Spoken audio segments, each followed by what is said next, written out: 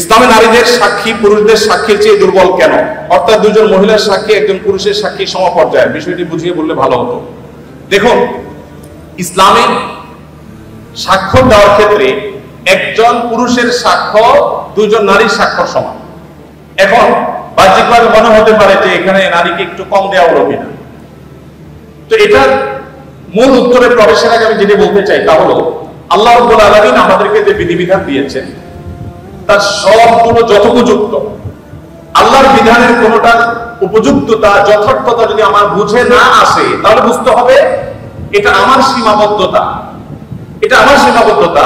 আমি সৃষ্টি হয়ে স্রষ্টার সকল আদেশ নিষেধের তাত্ত্বিক তাৎপর্য এবং তার যৌক্তিক দিক এটা আমার উদ্ধার করতে পারাটা আবশ্যক নয়, বরং যুক্তির দাবি হলো আমি সৃষ্টি হয়ে স্রষ্টার সব আদেশ নিষেধের যথার্থতা আমার বুঝে আসবে না, এ না আসাটাই বরং স্বাভাবিক। একজন সামান্য গাড়ি চালক, সামান্য একজন প্রহরী, একজন ছোট চাকরি করা মানুষ, তিনি প্রতিষ্ঠান মালিকের অনেক সিদ্ধান্তের যৌক্তিকতা বুঝতে পারেন না, না পারাটাই স্বাভাবিক। কারণ তিনি যদি সবকিছুর যৌক্তিকতা ধরে ফেলতেন তাহলে তিনি তার পর্যায়ে পৌঁছে যেতেন। আল্লাহ একবার বলেছেন, জু সমঝ মে আ গই ও ফির খুদা কে উপর হুয়া। যাকে আপনার বিবেক বুদ্ধি দিয়ে সবকিছু রপ্ত করতে ফেলেছেন তিনি আবার আল্লাহ হয় কিভাবে? আল্লাহ তো সে মহান সত্তা যে আপনার বিবেক দিয়ে বুদ্ধি দিয়ে তার সবকিছুকে আপনি রপ্ত করতে পারবেন না।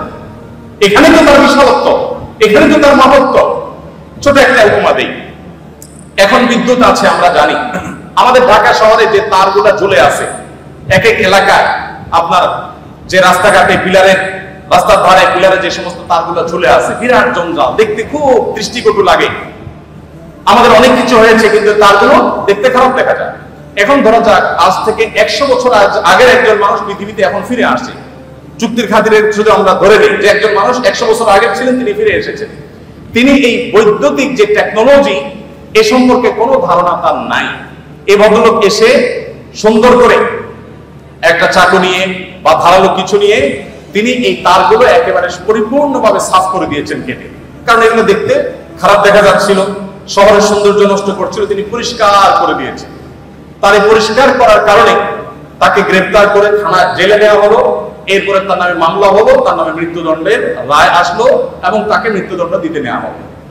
এই লোক যদি বলে যে আমাকে মৃত্যুদণ্ড দেওয়ার কি যৌক্তিকতা থাকতে পারে বলে, আমি সামান্য একটু তার কাটছি, ভালোর জন্য কাটছি, যদি খারাপও করে থাকি তো একটা জঞ্জালিত, আমাকে মৃত্যুদণ্ড কেন দিতে হবে? যদি বলা হয় যে তোমার এই তার কাটার কারণে বহু হসপিটালে লাইফ সাপোর্টে থাকা রোগী মারা গেছে, তোমার এই তার কাটার কারণে বহু ক্ষয়ক্ষতি হয়েছে, এই জন্য তোমাকে শাস্তি দিতে হবে, এই যুক্তি দিয়ে তাকে বোঝানো যাবে? বলে 100 বছর আগের মানুষ পৃথিবীতে আজকে আসছে, সে বিদ্যুৎ সম্পর্কে কোনো ধারণা নেই, দেখেও নেই কিছু।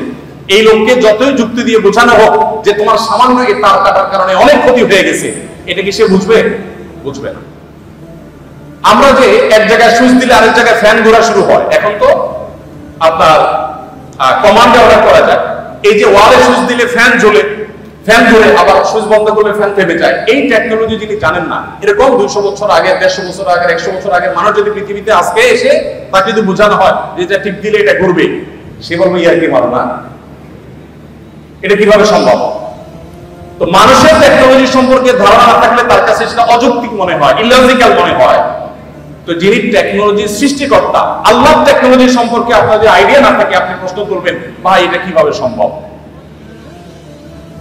আমরা একবার সুবহানাল্লাহ বললে এতগুলো গাছ হয়ে যায়, জান্নাতে এটা এটা হয়ে যায়, এগুলো শুনে আমাদের মনে প্রশ্ন জাগতে পারে কিভাবে সম্ভব? মুখ দিয়ে সুবহানাল্লাহ বলবো আর ওখানে গাছ হয়ে যাবে, কেমনে সম্ভব? এখন আপনারা ভয়েস কমান্ড সম্পর্কে জানেন। ভয়েস কমান্ড এমন ভাবে সেট করা সম্ভব যে এখান থেকে আপনি ভয়েস কমান্ড দিবেন, আরেক জায়গায় কাজ শুরু হয়ে যাবে। সম্ভব না? সম্ভব না। তো মানুষের টেকনোলজি যদি এই হয়, তাহলে আল্লাহর টেকনোলজি কি না হতে পারে?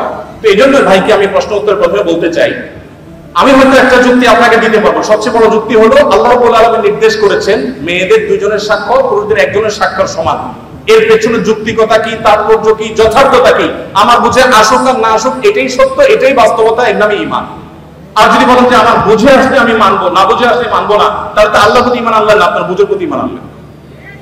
যাই হোক, এখানে সাক্ষ্যের একটা ব্যাপার হলো যে সাধারণত সাক্ষ্য দেওয়ার যে বিষয়গুলো ঘটে এগুলো পুরুষরাই সাধারণত দেখে, মেয়েদের দেখার পসিবিলিটি কম থাকে। তারা থাকেন পর্দায়, তারা থাকেন বাসা বাড়িতে, তারা থাকেন নিজস্ব আঙ্গিনা, নিজস্ব আলোয়। পুরুষদের সাক্ষ্য দেওয়া সম্ভাবনা এবং তাদের সাক্ষ্য দেওয়ার সুযোগ অনেক বেশি থাকে। নারীদের জন্য সেটা অনেক কঠিন থাকে, তারা থাকেন পর্দার মধ্যে, তাদের পর্দার মধ্যে থেকে সাক্ষ্য দেওয়ার জন্য সংশ্লিষ্ট বিষয় দেখা, প্রত্যক্ষ করা তুলনামূলকভাবে একটু কঠিন এবং সম্ভাবনা অনেক কম। হয়তো সেই কারণে দুইজন নারীর সাক্ষ্যকে একজন পুরুষের সাক্ষ্য সমান ধরা হয়েছে, ধর্তব্য করা হয়েছে। এর ব্যাপারে বহু যৌক্তিকতা বিভিন্ন গবেষকরা বিশ্লেষকরা দিয়েছে।